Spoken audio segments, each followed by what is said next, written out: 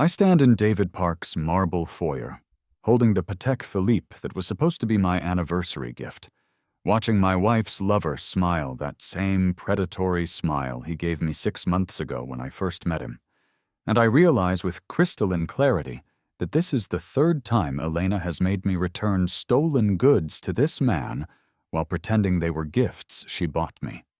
And I know with absolute certainty that I'm about to die tonight, because I've finally seen through her perfect manipulation. But what David and Elena don't know is that I've already died once, and this time I'm not going to be the fool who hands over his dignity along with the watch. "Marcus, my friend," David says, his voice dripping with the kind of false warmth that should have warned me months ago. "I'm so sorry about this mix-up. You know how women can be with their shopping. Sometimes they get confused about what belongs to whom." He extends his manicured hand toward the watch, and I can see the satisfaction dancing in his dark eyes. The same satisfaction I saw in my past life when I stood in this exact spot, humiliated and obedient, returning the third stolen item my wife had given me as a gift. But this time I know the truth, and this time I understand exactly what game they're playing, because I've lived through this nightmare before, and I remember every single detail of how it ends. With me dead in a car accident that wasn't an accident at all, with Elena inheriting everything, with their bastard child growing up on my money while I rot in the ground, forgotten and betrayed by the woman I loved more than my own life. The marble beneath my feet feels cold and unforgiving, just like Elena's touch when she handed me this watch 3 weeks ago, tears streaming down her beautiful face as she begged me to understand, to forgive, to be the good husband she needed me to be. "David made a mistake, darling," she had whispered against my chest, her body trembling with what I thought was remorse, but now understand was barely contained excitement. "He bought this for someone else, but the jeweler mixed up the orders, and now he needs it back for his business meeting in Tokyo. You understand, don't you? You're so much better than him. So much more successful. This little watch doesn't mean anything to a man like you." And like the fool I was, I believed her. Just like I believed her when she made me return the platinum cufflinks 2 weeks before that. Just like I believed her when she made me return the Italian leather briefcase a month before that, each time with the same tears, the same trembling, the same manipulation that made me feel like the monster for even questioning her story. Standing here now, with the weight of the Patek Philippe in my palm, and the weight of my future knowledge in my chest, I can see the intricate web of lies Elena has woven around my life, the systematic way she's been stealing from David's penthouse apartment during their afternoon affairs, bringing me these expensive trinkets as gifts to make me feel loved and appreciated, then manufacturing crises that require me to return them with my own hands, forcing me to face my humiliation in person while David watches and enjoys every second of my degradation. "Actually, David," I hear myself saying, and my voice sounds different, harder, like it's coming from someone who has already been broken and rebuilt. "I think there's been a misunderstanding." I close my fingers around the watch, feeling its expensive weight, its mechanical precision, its cold metal surface that represents so much more than just stolen property. This watch was a gift from my wife to me, and I'm not in the habit of returning gifts. The silence that follows is thick and dangerous, filled with the kind of tension that comes when a carefully orchestrated plan suddenly encounters an unexpected obstacle. And I can see David's facade cracking just slightly around the edges, revealing the cruel satisfaction underneath, the same satisfaction I remember from my past life, when he leaned close to me in this same foyer and whispered, "Your wife has expensive taste, doesn't she? I hope you can afford to keep her happy." But this time I know what's coming. This time I understand that David isn't just Elena's lover. He's her partner in a scheme that goes far deeper than simple adultery. A scheme that involves my systematic destruction, my planned death, and the inheritance of everything I've worked my entire life to build, everything my immigrant parents sacrificed to help me achieve, everything my sister Jenny depends on for her college tuition and her future.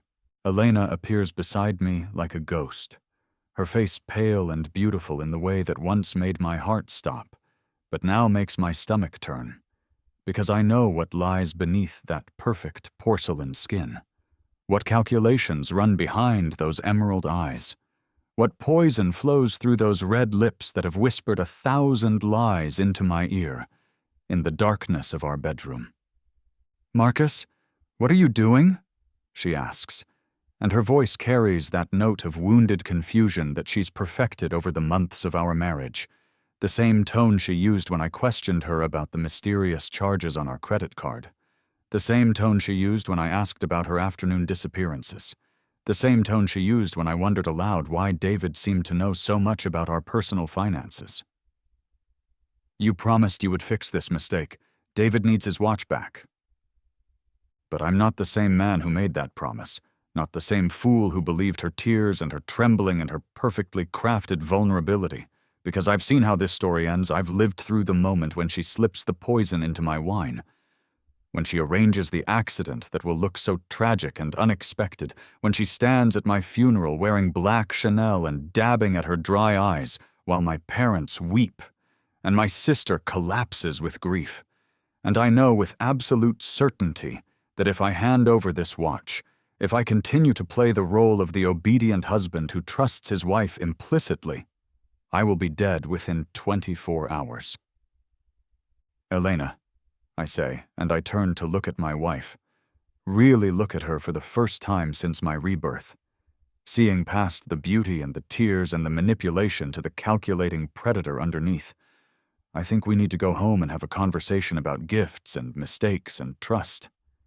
David steps forward, and I can smell his expensive cologne, the same Tom Ford fragrance that clings to Elena's clothes when she comes home from her afternoon shopping trips, the same scent that permeated our bedroom on the nights when she claimed she was too tired for intimacy, but somehow managed to shower twice before coming to bed.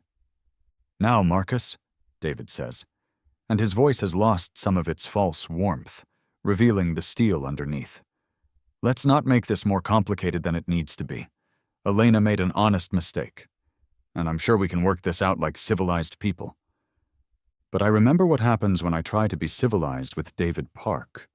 I remember the drinks he bought me at the country club while Elena excused herself to powder her nose, the way the room spun, and the way my words slurred, and the way I woke up in my car 12 hours later with no memory of driving home and a massive headache that lasted for 3 days.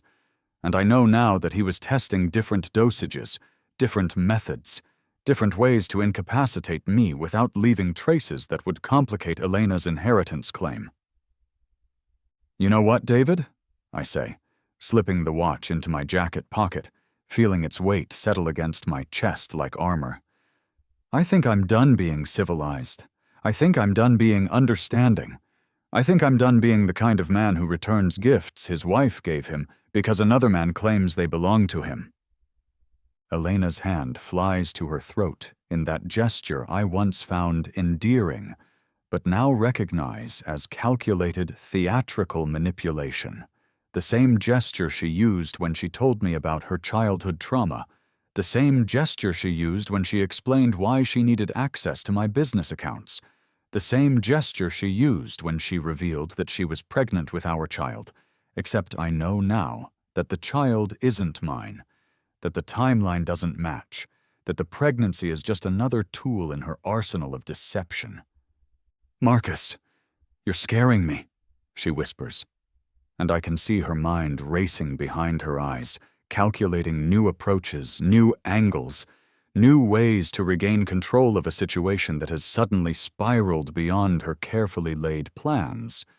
But what she doesn't understand is that I'm not just Marcus Chen, the naive tech entrepreneur who built a multi-million-dollar company from nothing and then handed control of his heart and his life to a beautiful woman who saw him as nothing more than a stepping stone back to the social status she lost when her family disowned her for marrying beneath her station. I'm Marcus Chen, who has died and been reborn.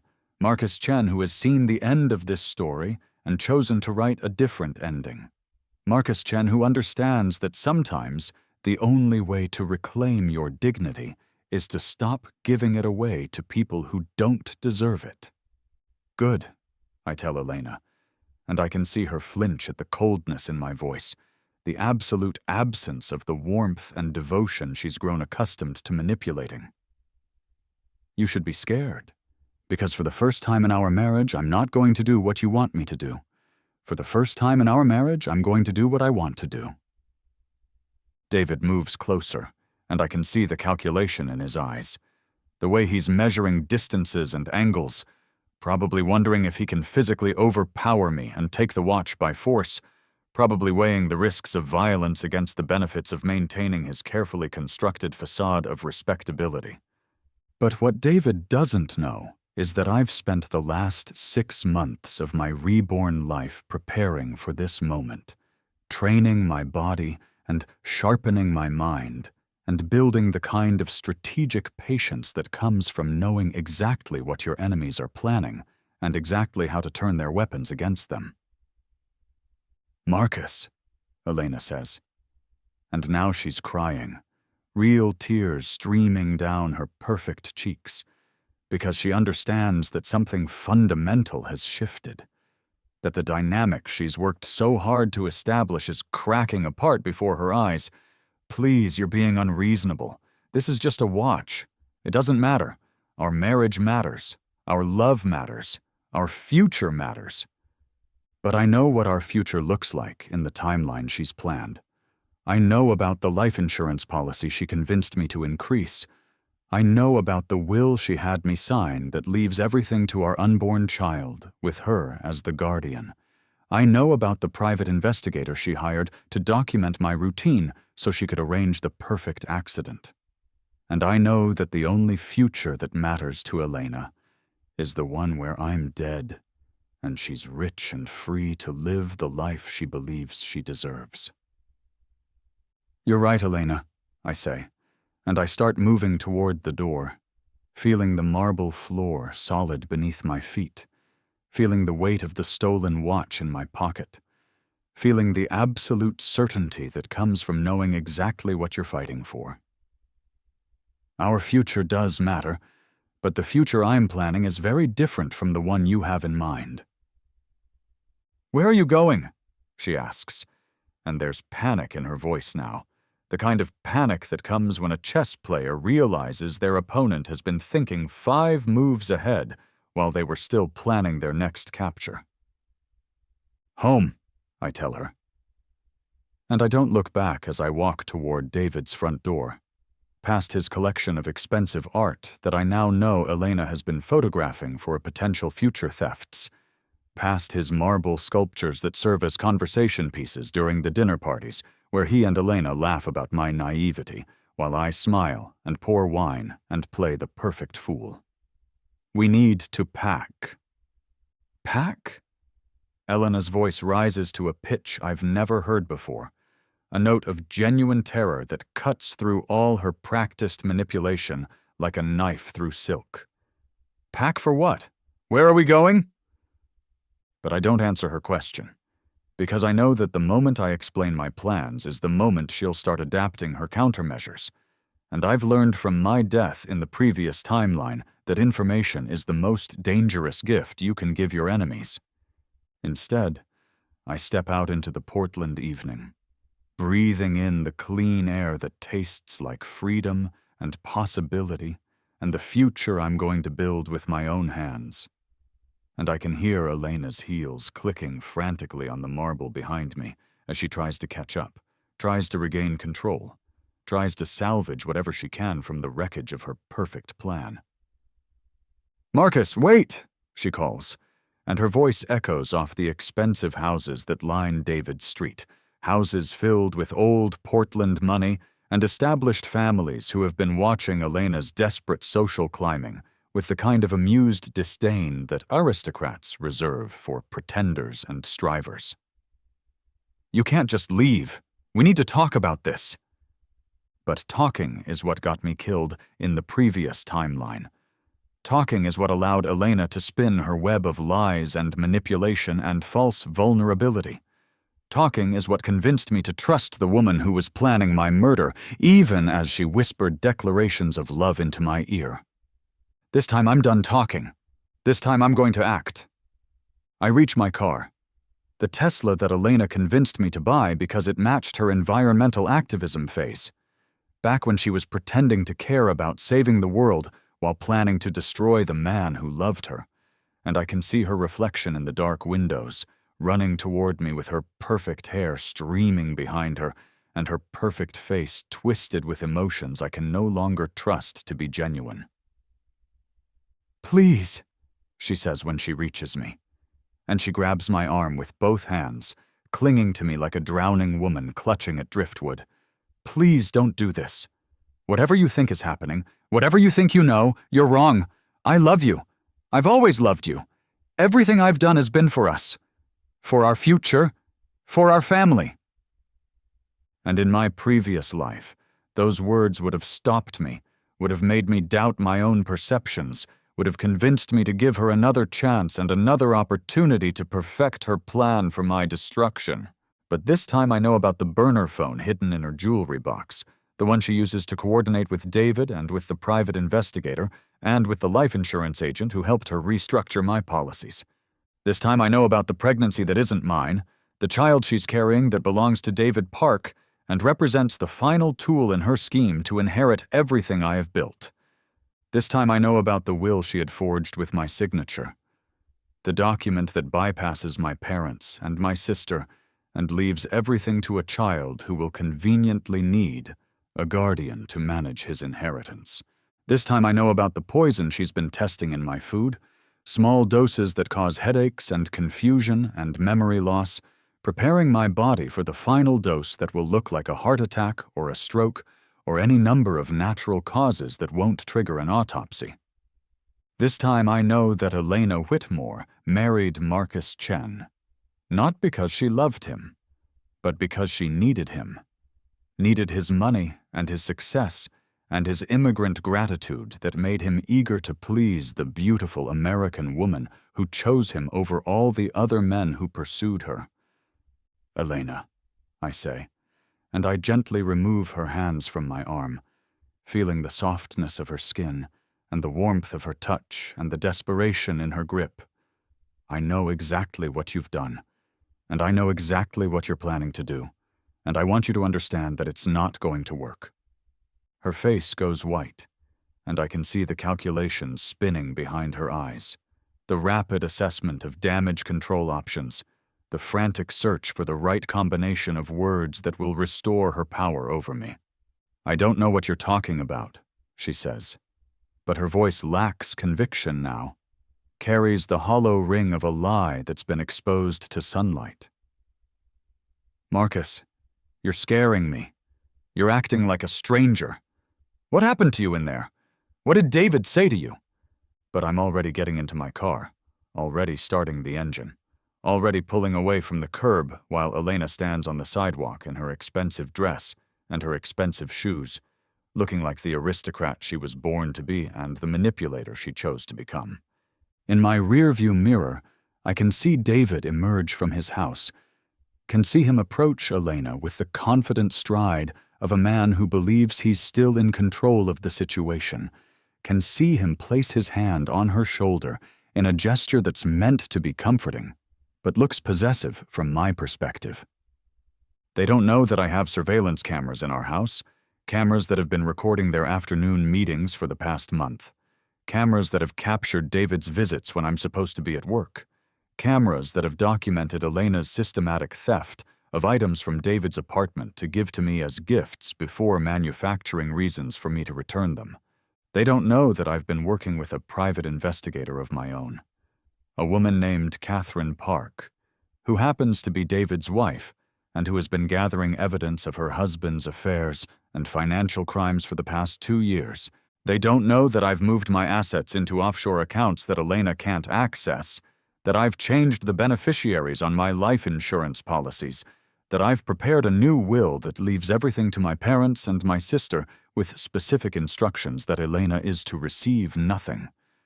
They don't know that I've been building a case against them for months, collecting evidence of theft and fraud and attempted murder, preparing to destroy their lives the same way they plan to destroy mine.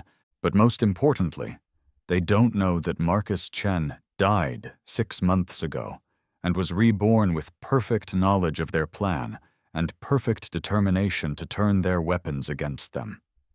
As I drive through the Portland streets toward the house that Elena thinks she owns, but that I've already transferred into a trust she can't touch, I can feel the stolen watch in my pocket like a talisman, like a symbol of everything I refuse to give up, everything I'm going to fight for, everything I'm going to reclaim.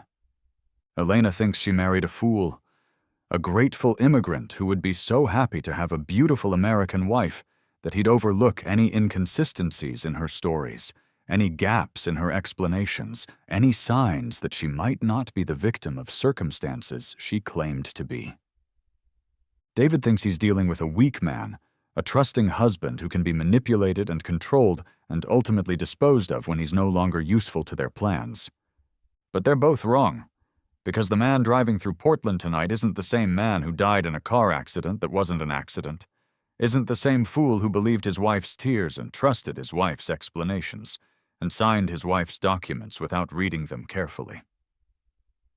Tonight, I'm going home to pack Elena's belongings and prepare for the conversation that will change everything. The conversation where I tell her exactly what I know and exactly what I'm going to do about it. The conversation that will mark the beginning of her downfall and the end of her dreams of social restoration. Tonight, I'm going to start rebuilding my life on foundations of truth instead of lies, relationships based on genuine affection instead of calculation, a future built with people who love me for who I am instead of what I can provide. Tonight, I'm going to choose dignity over obedience, self-respect over false peace, truth over the comfortable illusions that Elena has been selling me since the day we met.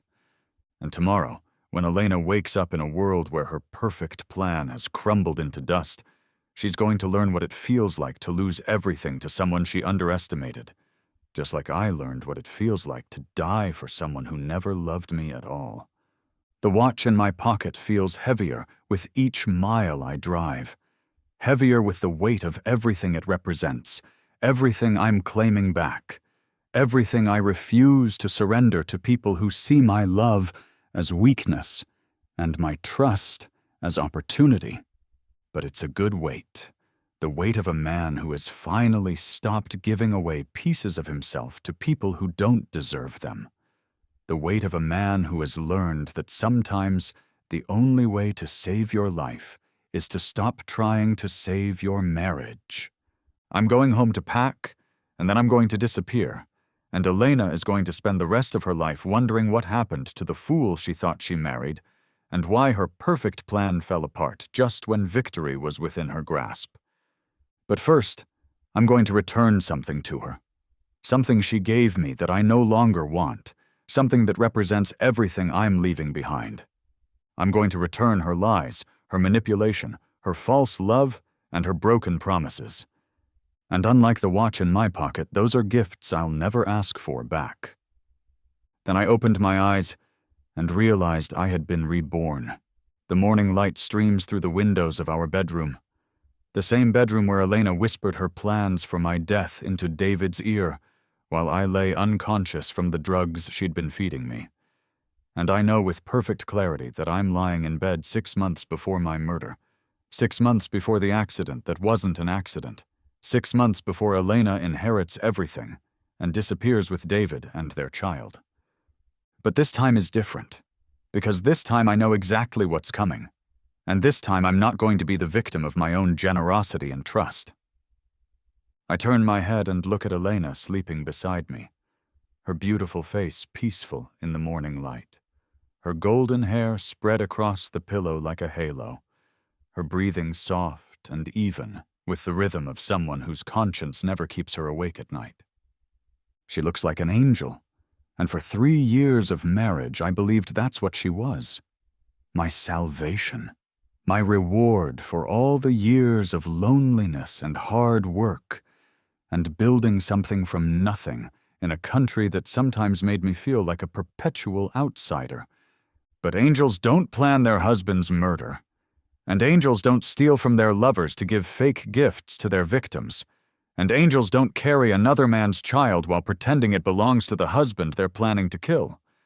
I know that today is the day Elena will suggest we meet her old friend David Park, the day she'll orchestrate our introduction with the same careful manipulation she's used to control every aspect of our relationship, the day she'll start implementing the plan that ends with my death and her freedom. But this time, instead of being the eager-to-please husband who wants to make his wife happy, I'm going to be the man who sees through her performance and refuses to play his assigned role. Elena stirs beside me, and I watch her face change as consciousness returns, watch her slip into the role of loving wife like an actress stepping onto a stage, and I feel nothing but cold curiosity about how she'll react when her script no longer matches my responses.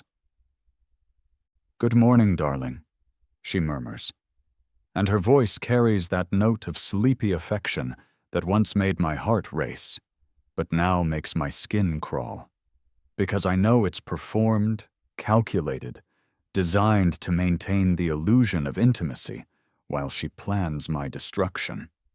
"Elena," I say, and I keep my voice neutral, emotionless, nothing like the warm greeting she's expecting. "We need to talk." She opens her eyes fully then, and I can see the moment when she realizes something has changed, when her actress instincts tell her that the dynamic she's worked so hard to establish has shifted in ways she doesn't understand. "Talk about what?" she asks, and she sits up in bed, the sheet falling away to reveal the nightgown I bought her for Christmas, the expensive silk that I thought would make her happy, but now understand was just another prop in her performance of being the perfect wife. "About David Park," I say, and I watch her face carefully, looking for the micro-expressions that will tell me she's calculating responses instead of experiencing genuine surprise. There it is. The tiny tightening around her eyes, the almost imperceptible pause before she arranges her features into confusion, the way her hand moves to her throat in that gesture I once found endearing, but now recognize as pure theater. "David Park?" she repeats, and her voice carries exactly the right note of puzzled innocence, the same tone she'll use later today when she suggests we meet him, when she pretends it's a coincidence that she ran into her old friend, when she manipulates me into inviting him to our house and our lives and our bed. "Darling, I don't know anyone named David Park. Why would you ask me about someone I've never heard of?" But I know she's lying, just like I know she's been lying about everything else. And this time, instead of accepting her explanations and doubting my own instincts, I'm going to trust what I know and act accordingly. "Actually, Elena," I say, and I get out of bed, moving away from her warmth and her beauty and her practiced vulnerability. "I think you know exactly who David Park is, and I think you know exactly why I'm asking about him." I can see panic flickering in her eyes now, the first crack in her perfect composure. And I know she's trying to figure out how much I know, how much I've discovered, how much danger her plan is in. "Marcus, you're frightening me," she says, and she reaches for me across the bed, her hand extended in a gesture that's meant to look like a plea for connection, but feels like a predator testing whether her prey is still within reach. "I don't understand what's happening. You're talking like we've had some conversation that I don't remember. Are you feeling all right? Have you been having those headaches again?" The headaches she's been causing with low doses of poison, the headaches that were supposed to prepare my body for the final dose that would stop my heart and look like a natural death. The headaches that made me doubt my own perceptions and trust her explanations instead of my instincts. I feel perfectly clear, I tell her. And I start putting on my clothes, the expensive suits she encouraged me to buy because image matters in the tech industry, because successful men dress for success, because she needed me to look like the kind of husband worth killing for his insurance money. In fact, I feel clearer than I've felt in months. Elena gets out of bed then, and she moves toward me with the fluid grace that first caught my attention at the charity gala where we met, back when I thought I was the luckiest man in the world to catch the eye of a woman so far above my station, back when I believed love could bridge any gap in background or breeding or social class. "Darling, please," she says, and she places her hand on my chest, over my heart, in the same spot where she'll place the knife if her poison plan doesn't work. "Tell me what's wrong. Let me help you. We're a team, remember? We face everything together." But we're not a team, and we never were, because teams don't have members who plan the murder of their partners, and teams don't have members who steal and lie and manipulate for personal gain, while their partners trust them implicitly. "Elena," I say, and I remove her hand from my chest, holding it for a moment and feeling the softness of her skin and the steadiness of her pulse and the complete absence of genuine emotion in her touch. "I want you to pack a bag." "Pack a bag?" she repeats. And now there's real fear in her voice, the kind of fear that comes when someone realizes their carefully constructed world is falling apart faster than they can rebuild it. "Pack a bag for what? Where are we going?" "We're not going anywhere," I tell her, and I finish dressing, checking my appearance in the mirror, and seeing not the trusting fool who died in the previous timeline, but a man who has learned from his mistakes and chosen to write a different ending. "You are. I want you out of this house by tonight." The silence that follows is absolute. The kind of silence that comes when someone's entire understanding of reality has been shattered in an instant. And I can see Elena's mind racing as she tries to process this development, tries to find an angle of attack, tries to regain control of a situation that has spiraled completely beyond her management. "You can't be serious," she finally says. And her voice has changed, lost some of its calculated sweetness, and revealed the steel underneath, the aristocratic certainty that she deserves what she wants, and that obstacles should bend to her will. "This is my house too. This is my marriage too. You can't just throw me out because you're having some kind of breakdown." But it's not her house, because I've already transferred the deed to a trust she can't access. And it's not her marriage, because marriage requires honesty and fidelity, and at least some genuine affection, none of which Elena has ever provided. "Elena," I say. And I turn to face her fully, letting her see the absolute certainty in my eyes, the complete absence of the doubt and guilt she's grown accustomed to manipulating. "I know about David. I know about the pregnancy. I know about the life insurance policies and the forged will and the private investigator you hired to track my routine."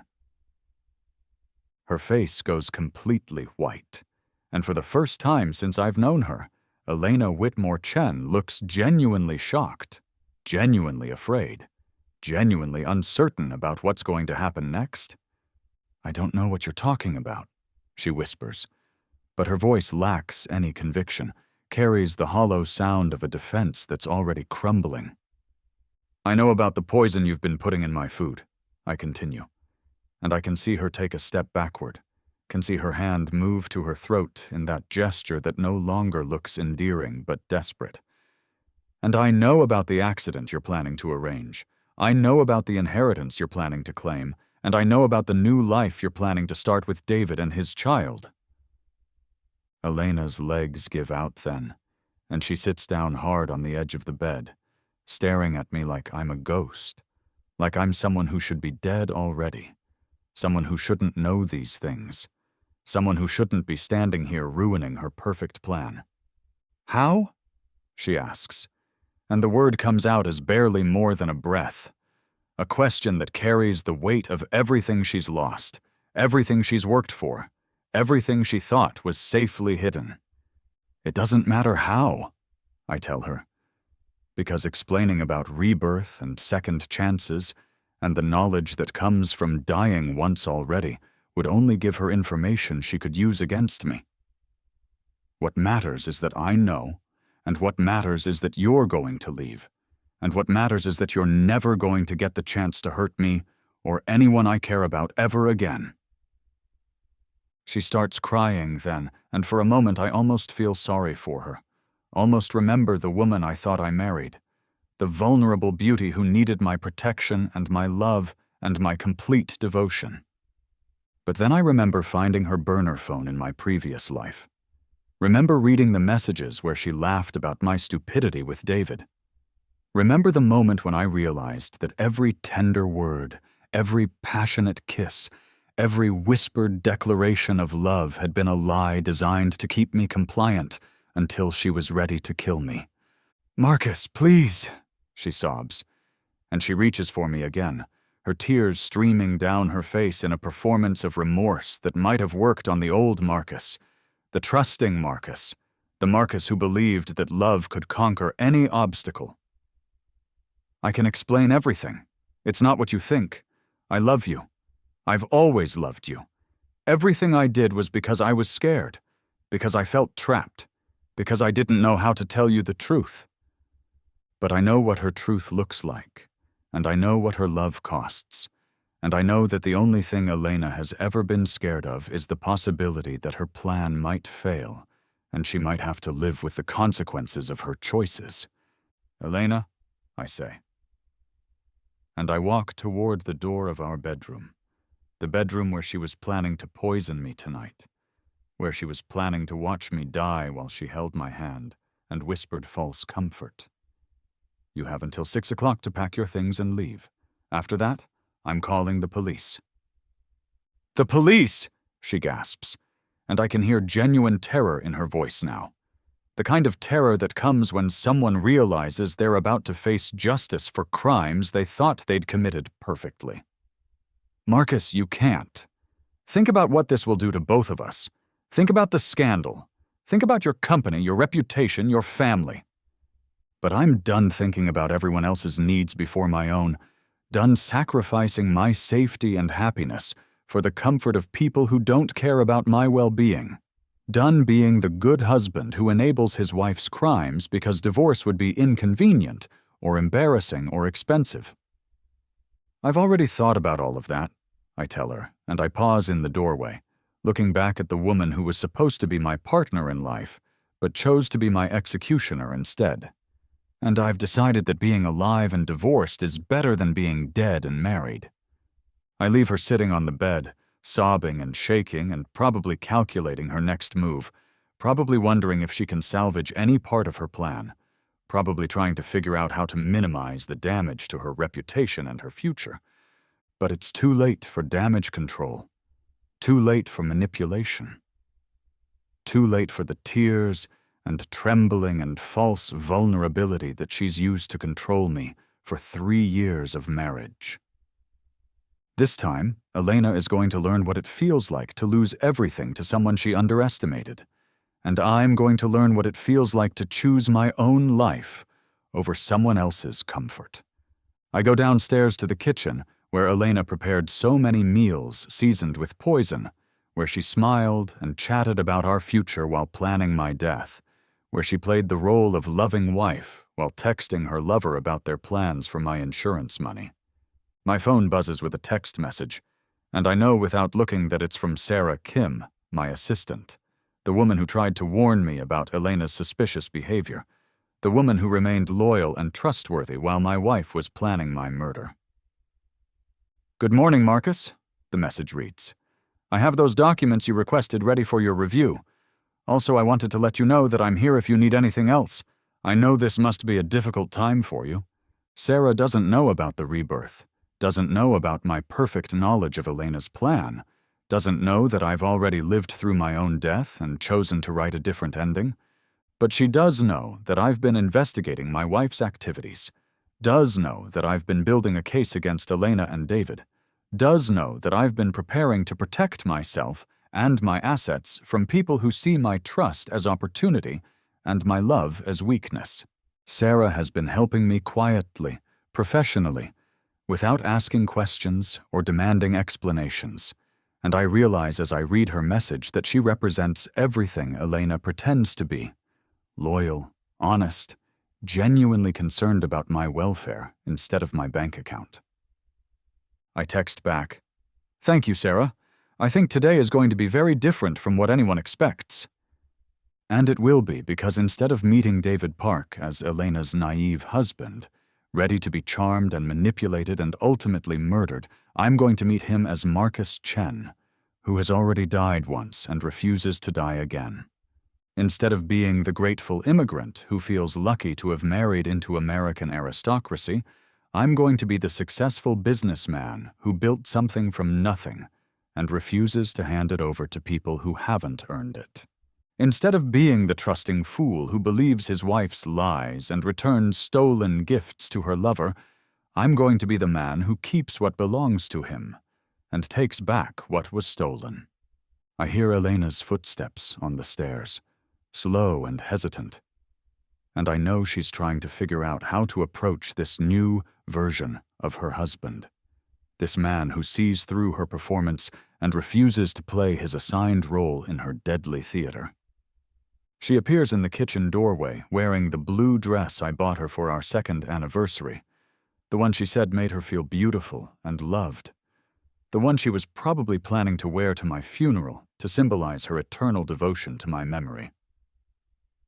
"Marcus," she says, and her voice is small and broken, designed to trigger my protective instincts, designed to make me feel like the cruel monster who's hurting an innocent woman. "Can we please talk about this? Can we please work through whatever has happened to us?" But nothing has happened to us, because there never was an us.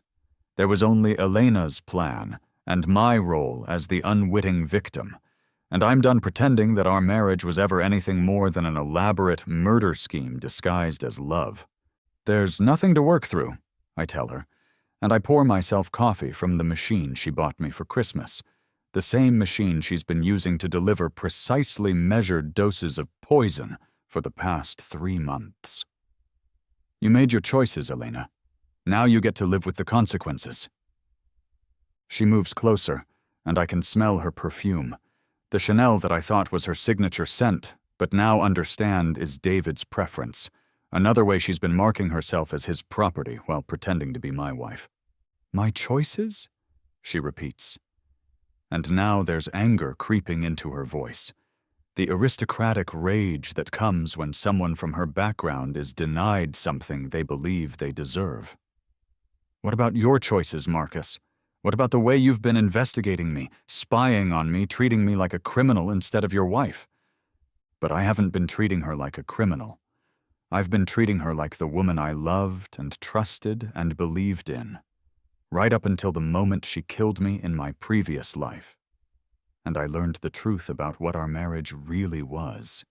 "Elena," I say, and I set down my coffee cup, meeting her eyes directly, letting her see that the man she's been manipulating for 3 years is gone, and something harder has taken his place.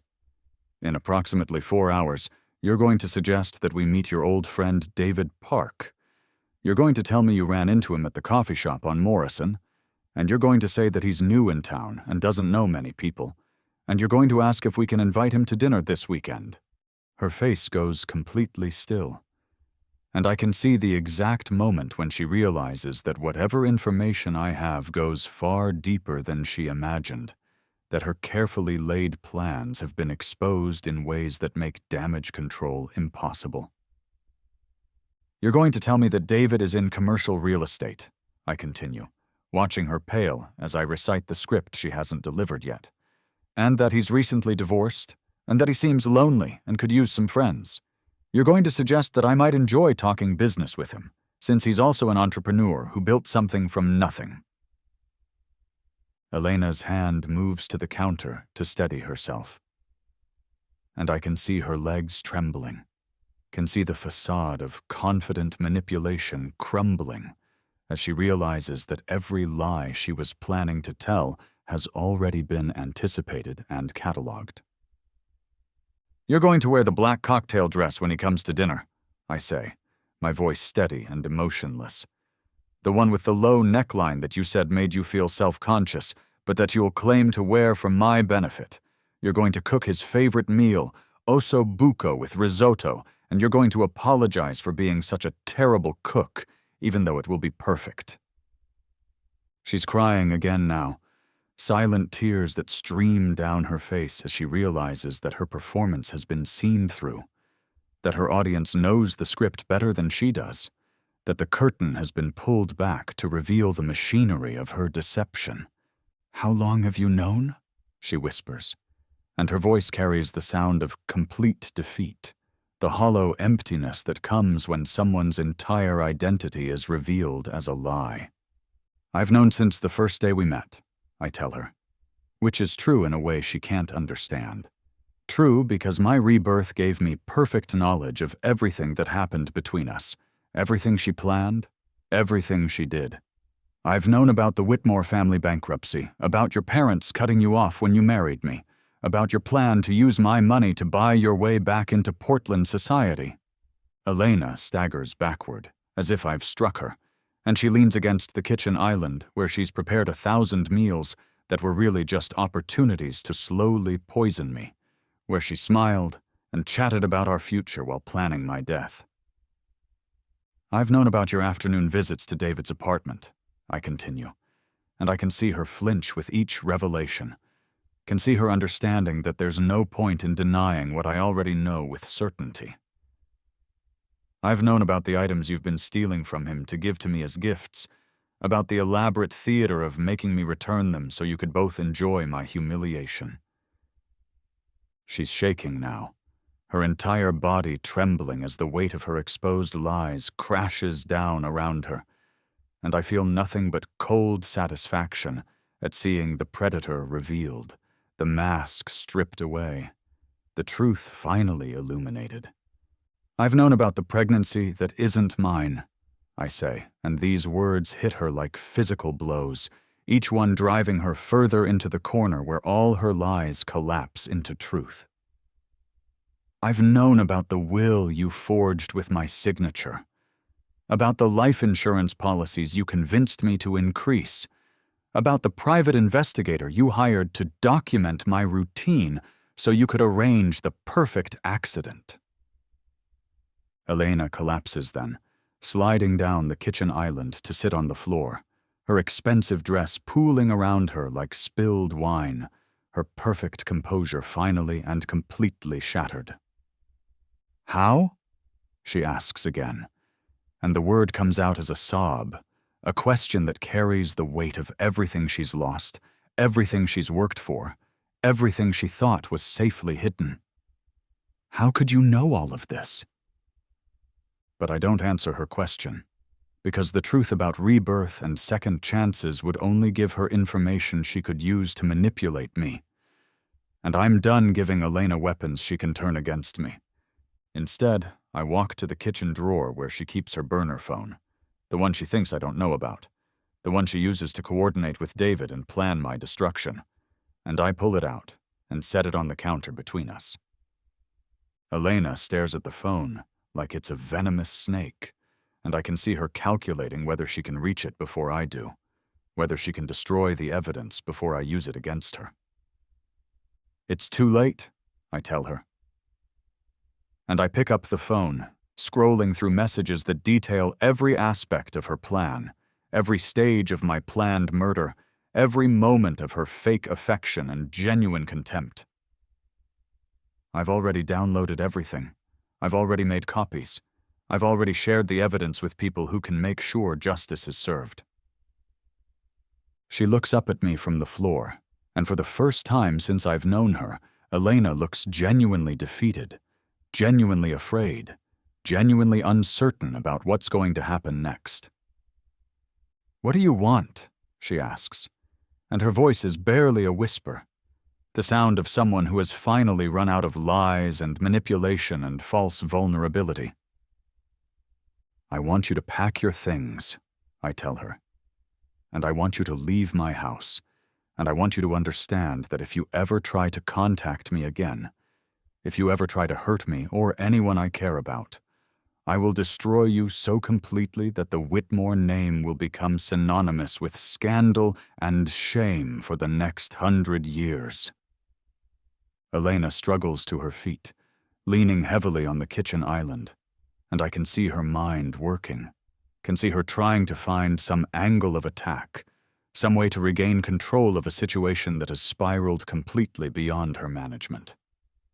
"You can't do this to me," she says, and now her voice carries the entitled rage that probably runs in her family bloodline, the aristocratic fury that comes when people of her class are denied what they believe they deserve. "I'm your wife. I'm carrying a child. You can't just throw me out like some common criminal."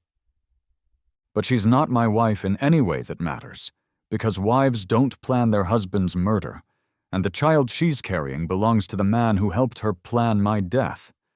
And common criminals usually don't have access to their victims' bank accounts and legal documents and complete trust. "Elena," I say. And I move toward her, close enough that she can see the absolute certainty in my eyes, the complete absence of the love and devotion she's grown accustomed to manipulating. "You have 3 hours to pack and leave. If you're still in this house at 6 o'clock, I'm calling the police, and I'm pressing charges for attempted murder, theft, fraud, and whatever other crimes the district attorney can prove." She backs away from me, and I can see genuine fear in her eyes now. The kind of fear that comes when someone realizes they're about to face consequences for actions they thought were perfectly planned and completely hidden. "Think about what this will do to your reputation," she says, and her voice carries a note of desperate calculation, a last attempt to find leverage in a situation where she has none. "Think about the scandal, the media attention, the damage to your business. Do you really want everyone to know that Marcus Chen was so stupid he couldn't see that his wife was planning to kill him? But I'm not stupid anymore, and I'm not ashamed of being the victim of Elena's manipulation, and I'm not going to let concern for my reputation prevent me from seeking justice for her crimes. I think people will be more interested in the story of how Elena Whitmore tried to murder her husband for his money and failed," I tell her. And I can see her flinch at the public humiliation she's about to face, the social destruction that will follow when her crimes become public knowledge. "I think they'll be fascinated by the details of your plan, by the poison and the forged documents, and the pregnancy that belongs to your lover." Elena moves towards the kitchen door, and I can see her calculating whether she can run, whether she can disappear before the consequences of her actions catch up with her. "Where will I go?" she asks, and for a moment she sounds genuinely lost, genuinely afraid, like the vulnerable woman I thought I married instead of the calculating predator she actually is. "I suggest you call David," I tell her. And I can see her realize that David might not be as eager to support her now that their plan has failed, now that she's become a liability instead of an asset. "I'm sure he'll be happy to help you figure out your next move." But we both know that David Park didn't fall in love with Elena Whitmore. He fell in love with Marcus Chen's money and Elena's access to it. And now that the money is protected and the access is gone, Elena might discover that her lover's devotion was as fake as her own. She leaves the kitchen then, moving slowly towards the stairs, and I can hear her footsteps overhead as she begins the process of packing her life into suitcases, preparing to leave the house she thought she would inherit, the marriage she thought she could exploit, the future she thought she could steal. I call Sarah Kim, and she answers on the first ring, her voice warm and professional and completely trustworthy in a way that makes me realize how much I've missed having honest people in my life.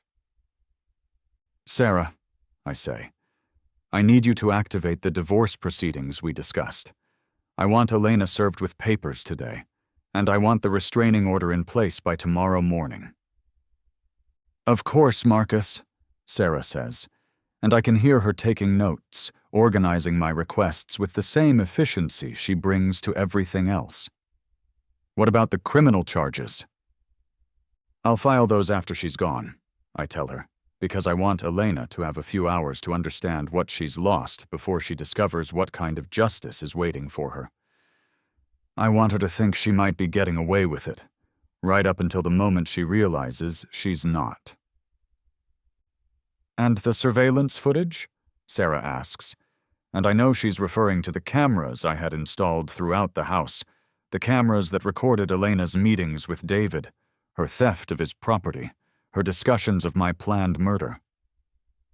"Send copies to Detective Morrison at Portland PD, I say, and make sure our attorney has everything he needs for both the divorce and the criminal case." "Marcus," Sarah says, and her voice carries a note of genuine concern, the kind of care that comes from someone who actually values my well-being instead of my bank account. "Are you all right? I know this must be incredibly difficult. And it should be difficult, it should be devastating to discover that the woman I loved was planning to kill me, that our entire marriage was built on lies and manipulation and calculated deception. But instead of devastation, I feel relief, the profound satisfaction that comes from escaping a trap that was designed to be perfect, from surviving an attempt on my life that was supposed to look like natural death, from reclaiming my dignity from people who saw it as something they could steal. I'm better than all right, I tell Sarah, and I realize as I say it that it's true, that for the first time in 3 years I feel like myself again, like the man who built a successful company from nothing instead of the victim who almost lost everything to his wife's greed. I'm free. When Elena comes downstairs an hour later, she's carrying 2 suitcases and wearing the same clothes she had on when I first met her at the charity gala, as if she's trying to return to the person she was before she became my wife and my would-be murderer. "This isn't over," she says, and her voice carries a note of threat, a promise that she'll find some way to hurt me even if her original plan has failed. "You can't just destroy my life and expect no consequences." But Elena's life was destroyed the moment she chose to plan my murder instead of building a genuine marriage, the moment she chose manipulation over honesty, theft over earning, murder over divorce. "Elena," I say, and I hold the door open for her, watching as she steps out of my house and my life and my future. "Your life was already destroyed. You just didn't know it yet." She pauses on the threshold, and for a moment I think she might try one last manipulation, one final attempt to regain control through tears or threats or false vulnerability. Instead, she looks at me with genuine hatred, the first honest emotion I've seen from her since my rebirth, and says, "You'll regret this, Marcus. You'll regret choosing your pride over our marriage." But our marriage was never real, and my pride was never the problem, and the only thing I regret is trusting her for as long as I did. "Goodbye, Elena," I tell her, and I close the door behind her, hearing her heels click on the driveway as she walks toward the taxi that will take her away from the life she thought she could steal, and toward the consequences she thought she could avoid. I watch from the window as the taxi disappears down the street, carrying Elena Whitmore toward whatever future awaits women who try to murder their husbands and fail. And I feel nothing but relief and anticipation for the life I'm going to build without her manipulation and lies. My phone buzzes with a text from Sarah. "The papers have been filed, and Detective Morrison wants to meet with you tomorrow morning. Also, I wanted to say that I'm proud of you for choosing yourself over someone who didn't deserve your loyalty." And that's exactly what I've done. I've chosen myself over Elena's comfort, my safety over her plans, my future over her manipulation, my life over her lies. For the first time in 3 years, I'm alone in my house, and instead of loneliness, I feel peace. The profound quiet that comes when you stop living with someone who's planning to kill you. Tomorrow I'll meet with the police and press charges against Elena for attempted murder, theft, fraud, and conspiracy. Tomorrow I'll begin the process of divorcing the woman who was never really my wife. Tomorrow I'll start building a life based on truth instead of lies, relationships based on genuine affection instead of calculation, a future built with people who love me for who I am instead of what I can provide. But tonight, I'm going to sit in my kitchen and drink coffee from the machine Elena used to poison me. And I'm going to plan the charity gala where I'll expose her crimes to all of Portland society, where I'll watch her face when she realizes that the social status she killed for is going to be destroyed by the same man she tried to murder. Tonight, I'm going to savor the weight of David's stolen watch in my pocket, the symbol of everything I refused to give up, everything I chose to keep, everything I reclaimed from people who thought my trust made me weak. Tonight, I'm going to be Marcus Chen, who died and was reborn, who learned from his murder and chose to write a different ending, who discovered that sometimes the only way to save your life is to stop trying to save people who are planning to destroy you. And tomorrow, when Elena wakes up in whatever hotel room or friend's apartment David has found for her, she's going to start learning what it feels like to lose everything to someone she underestimated, just like I learned what it feels like to die for someone who never loved me at all. The watch in my pocket feels perfect now, feels like it belongs to me, feels like justice and dignity and self-respect made tangible and real. I'm keeping it, and I'm keeping my life, and I'm keeping my future, and Elena can spend the rest of her days regretting that she chose to be my enemy instead of my wife. But that's her problem now, and I'm done making her problems mine. I'm done returning gifts that were stolen from me. I'm done giving away pieces of myself to people who don't deserve them. I'm done being the victim in someone else's story. From now on, I'm writing my own ending, and it starts with dignity, continues with justice, and ends with the kind of happiness that can only come when you choose truth over comfortable lies. Elena thought she could steal my life, but instead she gave me something much more valuable, the knowledge of who I really am when I stop trying to be what other people need me to be. And that knowledge, unlike the watch in my pocket, is something no one can ever take away from me again.